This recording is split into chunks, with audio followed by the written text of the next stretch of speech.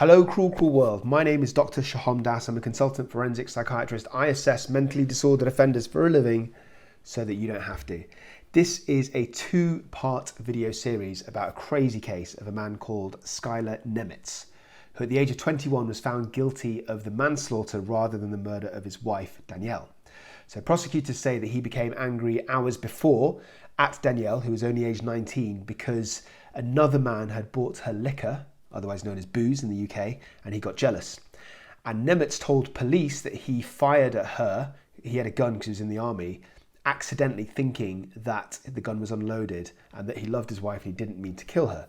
Pretty crazy story, but it seems that the jury bought it to a degree. So this video you're about to watch is one of two parts, and it's me on a very esteemed panel. My boy erichunley is hosting. I've got Rob from Law and London, got Spidey from the Behavioral Arts, we've got Alita from Legal Bites. We're all throwing in our 2 cents. These people are far more established in the YouTube world than I am, so let's see what they have to say. So what you're watching is part 1, where we're asking the question, looking at Skylar Nemetz's behaviour, and we're analysing whether that indicates mental illness or something else. And this car stuff I think is really fascinating because his behaviors, and it's just not something you would normally expect to see. And so that's kind of what we're going with. We're just setting expectations early. I'm not going to do anything. Okay, just so you know, you're on camera, okay? Have you been advised of your Miranda rights? And the rights. Okay, just hang tight, okay? Okay, so it sounded like you said no about you've been advised of your Miranda rights. I think you said no there, but he knows he's on camera. Okay, so he's been notified of that. Great. You.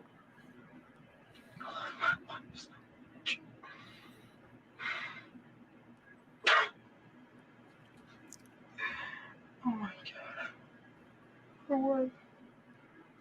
Why me? I love my wife so much. Why me? I love my wife and my life. I love my dogs. I love everything. Why me? I love my family. I love my dogs. I love my wife so much. She's everything. I couldn't take her life. I never could. Pause real quick. Of course. There's already a lot.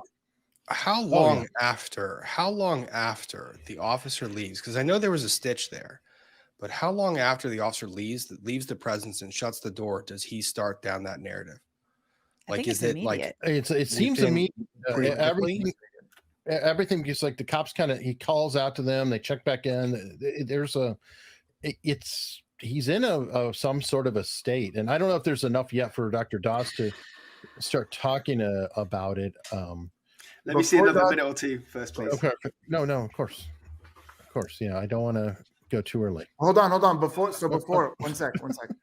I just want to point out just really quick couple of things. Two things were interesting to me. First, we're getting a lot of what we call the resume statements or the convincing statements, depending on who you ask, which is like building character. So why me? I love my wife. I love my dogs. I love my family. I love everything. So building character. I think this is for the camera, like immediately setting up character. Like, this is who I am. I know the camera's on. People are going to see this. So immediately, I love my wife. I love everything. Like, I'm such a lovable person. I'm a positive person. So building character. And it's interesting how he says, I love my wife, not loved my wife. This, to me, it's not a huge indication, but just a little clue that in his head, it's not bookended. She's not gone. She's not dead. It's not I loved my wife. It's I love my wife. So that was just interesting to me. I noticed the present tense as well, but I don't want to step into it too quickly because correct. My immediate cynical thing is A, he could be doing it for the camera, or B, he could just be rehearsing for when the cops get there. But it could also be, because of the present tense, it could be a disassociation or something. So I don't know. That's why I want to keep playing, because I don't want to assume or go too deep into deception early. Their 2-year anniversary.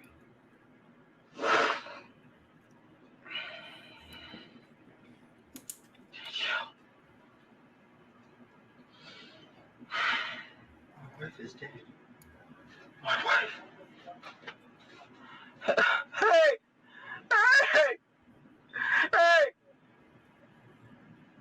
Please. Where?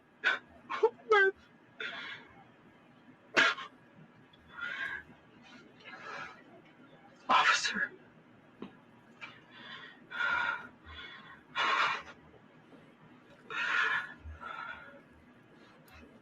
I've never been in the back of a cop car. Oh.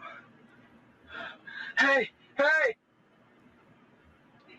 Oh my God. Hey! I need to know about my wife. What?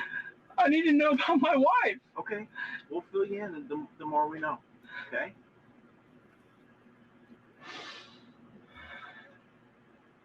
My wife.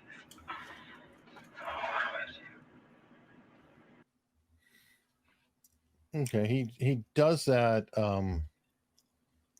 He does that multiple times, and I don't want to go too far ahead, but I can bump a little bit ahead to where. Yeah. Make sure that I have the video playing because I keep doing that.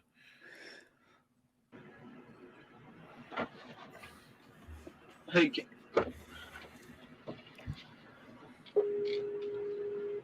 Hey, wait. Hey, can I ask you a question? What's up, bud? What'd you say? Have you seen my wife?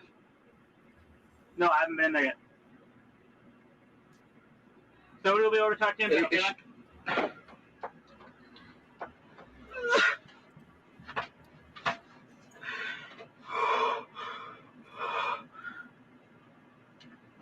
Why couldn't it be me?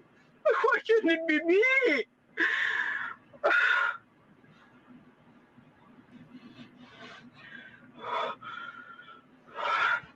I need to talk to somebody like a chaplain or a lawyer or a priest or someone. Okay, right. I'll give you my thoughts. So I think there's three possibilities. I'll tell you what the possibilities are, and then I'll tell you what I think is going on out of those three. So one is that this is dissociation. So I'll give you a 1 or 2 minute summary of what that means. So dissociation is a subjective feeling that somebody reacts to when under intense stress, and it's like being disconnected from the world. So there's lots of different types, like amnesia, a lack of memories, not being aware of your surroundings. But the two main types that we speak about in psychiatry are depersonalization, when you don't feel that you're a real person, and derealization, which is that you don't feel that anything around you is real. So dissociation itself is that kind of feeling of disconnection, and it can happen in extreme trauma. And it can, you've probably all heard of dissociative identity disorder, which is, the informal name for that is multiple personality disorder. That is not what's happening in this case. That's when somebody has a long-term, horrific, repeated trauma since childhood, like sexually abused on a regular basis. So they split their themselves into different identities that don't have the same memories or the same personality, same voices, blah, blah, blah. That's all a red herring. None of that's going on. It's possible he's dissociating. So he's in such a panic that he's literally kind of not in reality at that moment. Number one. Number two, that he's play acting, that he's putting on for the camera. I think Spidey used that word resume statements before. So he's damage control is what I would sort of call it. Not a formal psychiatric term, but he's like, oh shit, I'm in so much trouble. What can I do? And what can I say? And remember, this is all very impulsive. I think there's a very short time differential between him pulling the trigger and being the police van. Plus he's got alcohol on board, which I'll come to. So this is just, it's not a particularly well thought out plan, but it's the best he can do in that situation, in the back of a cop car, handcuffed, to try and damage control. Or the third thing, and I'm going to throw a spanner in the works, I'm going to say something controversial because I think I feel differently. I love that. Spanner is wrench in America talk, by the way. I feel wrench. Okay, a wrench in the works. I feel that I think I'm saying something slightly controversial because I think I'm disagreeing with most people in the panel here, and also from people in the comment section. I think what is happening is we're just seeing somebody that's not got any kind of psychological illness or process going on, or is not play acting. I think he's just in absolute panic and agitation, and he's hysterical because two massive life-changing events have happened to him all within the last whatever it is, 10, 15 minutes.